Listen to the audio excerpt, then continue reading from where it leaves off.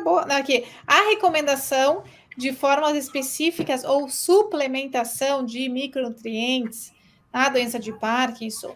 Então, acho que essa é uma das lives que a gente fez sobre suplementação, uma que as mais bombam no meu canal do YouTube. O pessoal adora uma suplementação, o que eu acho bem importante também, né? Todo mundo saber sobre isso. E aqui a gente fala, né? A Braskem fala um pouquinho sobre vitamina D, B6, B12, ácido fólico. E eu acho que é interessante vocês comentarem um pouquinho nessa última pergunta, que a gente já falou muito sobre vitamina B12. Eu gostaria então que vocês falassem, vamos mudar um pouquinho aqui a pergunta, um pouquinho sobre a vitamina D e falar um pouquinho sobre o ômega 3. E queria saber também a opinião de vocês em relação à coenzima Q10. Porque eu normalmente indico meus pacientes, se tiver necessidade, B12, D, ômega 3, meio que cálcio, né? Se tiver também necessidade, essas que eu dou bastante atenção, digamos. E a coenzima Q10, ela é uma pulga para mim, né? Uma pulga atrás da orelha, assim, porque não tem nenhum estudo comprovando que a Q10 vai realmente fazer uma neuroproteção, né, que o paciente quer. Na verdade, nenhum suplemento faz uma neuroproteção ou regride a progressão da doença, nenhum suplemento mostrou isso, e a Q10 não mostrou nenhum benefício nos estudos. Então, mas o paciente, pode ser, posso tomar. Então, eu sempre fico com essa dúvida, será que realmente vale a pena a Q10?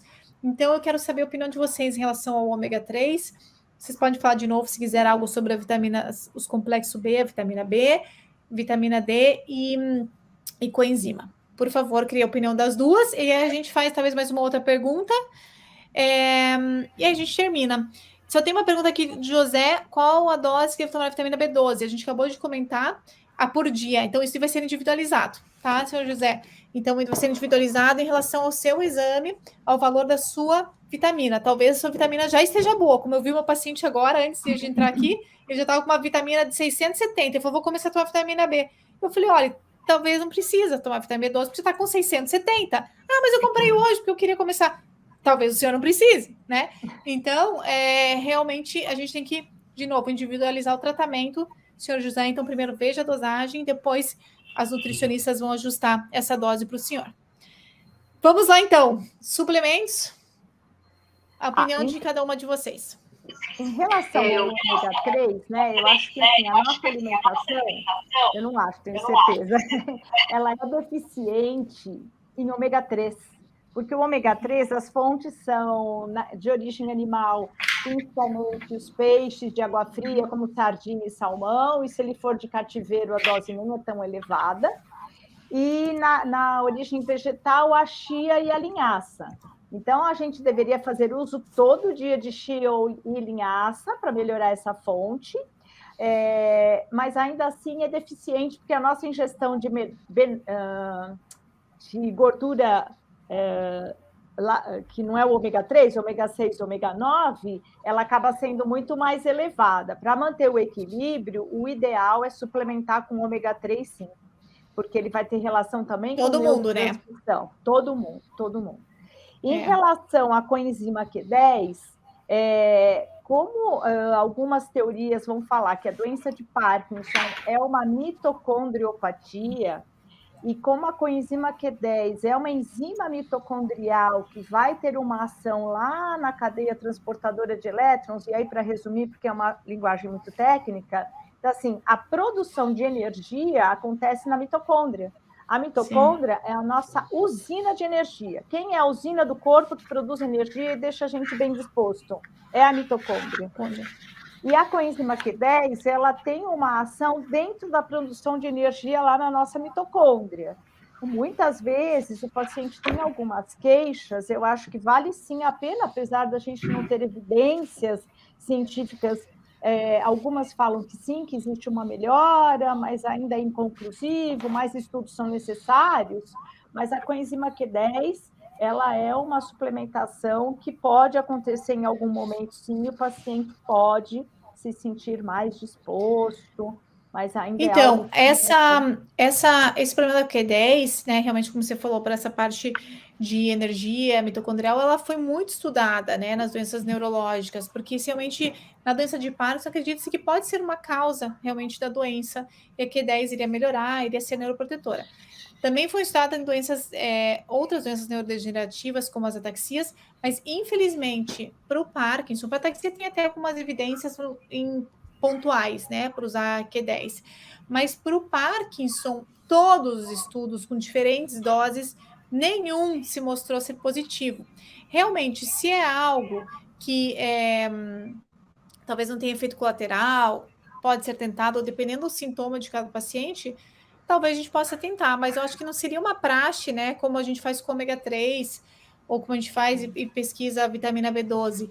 Normalmente vocês recomendam qual dose? 300, 100, 200, 300, 400? Ou vocês fazem algo também individualizado?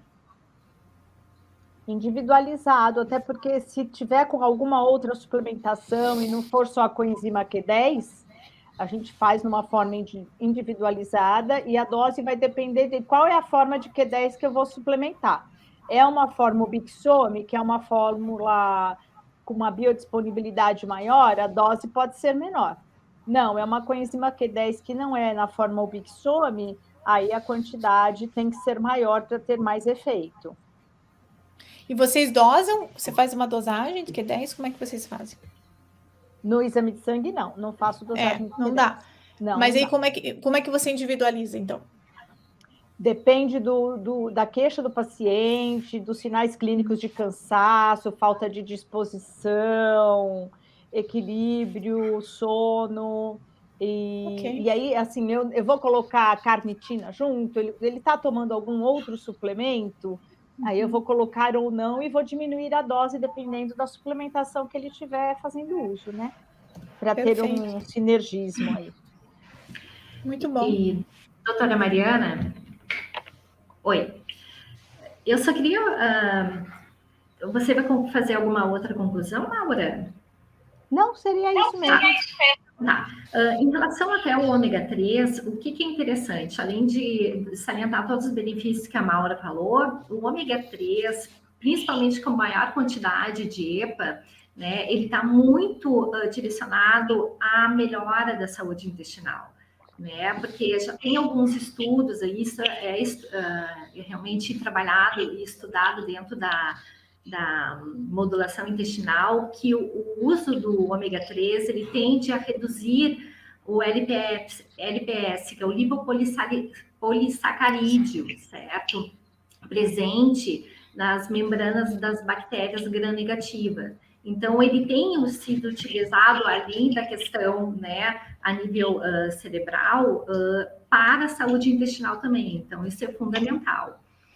E da vitamina D, né, até o que a diretriz salienta aqui, eu acho que é interessante comentar, porque a gente vê isso na prática clínica, alguns pacientes salientam, né, que os melhores sintomas motores podem estar relacionados ao uso da vitamina D, né? A dose, a valores séricos entre 40 e 60.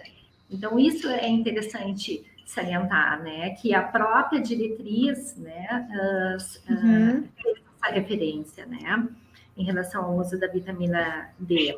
E a nutricionista pode prescrever até 4.000 UI ao dia, né? Valores maiores seriam por recomendação médica, e reforçando que a dose diária tem uma resposta mais efetiva, né?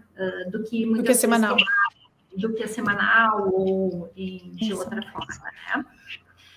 E, bom, a vitamina B9 e a B12 nós conversamos. A única questão que eu gostaria de salientar da vitamina B12 é que ela também é sintetizada pelas bactérias no nosso intestino, né? Então, por isso que entra também fundamental a gente ter um intestino, né? Uma microbiota em equilíbrio, né? Em simbiose, não em disbiose, que é o desequilíbrio.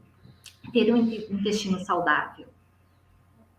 Muito bom. Realmente vem muito a sua fala, a fala de vocês duas vem muito em relação ao que a gente já conversou nas outras lives que estão no canal do YouTube. A gente tem diversas lives que realmente a gente precisa melhorar muita gente quer suplementação, né? Mas nós devemos melhorar principalmente a parte de alimentação, a parte da microbiota. Então, realmente não adianta, né, comer trash food, né? Fast food e se entupir de suplemento. Gente, não faz sentido nenhum, né? Então, quem quer saber mais sobre essas falas de suplemento ou de problemas gastrointestinais ou como melhorar a microbiota intestinal, tem 2 ou 3 lives com a Maura e com a Mari no meu canal do YouTube. Voltem lá e assistam, que é um complemento a tudo isso que a gente vem falando hoje e que a gente trouxe aqui com a diretriz da Braskem. Maravilhosa